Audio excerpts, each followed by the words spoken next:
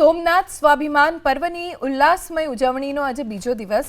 આ પર્વ નિમિત્તે સોમનાથ મહાદેવ મંદિર અને પરિસર સહિત સમગ્ર પ્રભાસ તીર્થ રોશનીથી ઝળહળી ઉઠ્યું છે। આખું નગર ઉત્સવમય માહોલમાં રંગાયું છે।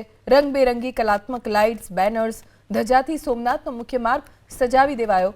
સોમનાથ સ્વાભિમાન પર્વ આસ્થા, ગૌરવ અને શૌર્યનું વિરાટ પ્રતીક છે। ત્યારે પ્રધાનમંત્રી મોદી પણ 10 તારીખે સોમનાથ આવવાના છે। તેમની ઉપસ્થિતિમાં શૌર્ય યાત્રા અને શૌર્ય સભા યોજાશે, જેની તડામાર તૈયારી ચાલુ છે। સોમનાથમાં સ્વાભિમાન પર્વની ઉજવણી કરવામાં આવી રહી છે। આજે સ્વાભિમાન પર્વનો બીજો દિવસ છે અને આ બીજા દિવસે પણ જોઈ શકાય છે જે મહિલાઓ છે તે શિવ આરાધના છે તે કરી રહી છે। ભજન, ભોજન સાથે ભક્તિ નું એક સાનિધ્ય એટલે કે જે પ્રથમ જ્યોતિર્લિંગ આવેલું છે સોમનાથ, આ સોમનાથમાં આજે ભક્તિમય માહોલ છે તે જોવા મળી રહ્યો છે।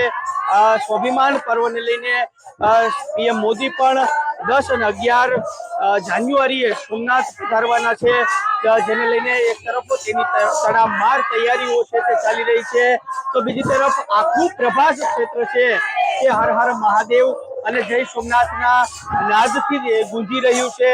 એક તરફ આખું પ્રભાસ ક્ષેત્ર છે તે આખું ભક્તિમય બન્યું છે અને ખાસ કરીને તમામ લોકો છે તે શિવ આરાધનામાં લીન થયા હોય તે પ્રકારના દ્રશ્યો છે તે સોમનાથ પ્રતાગઢથી જોવા મળી રહ્યા છે।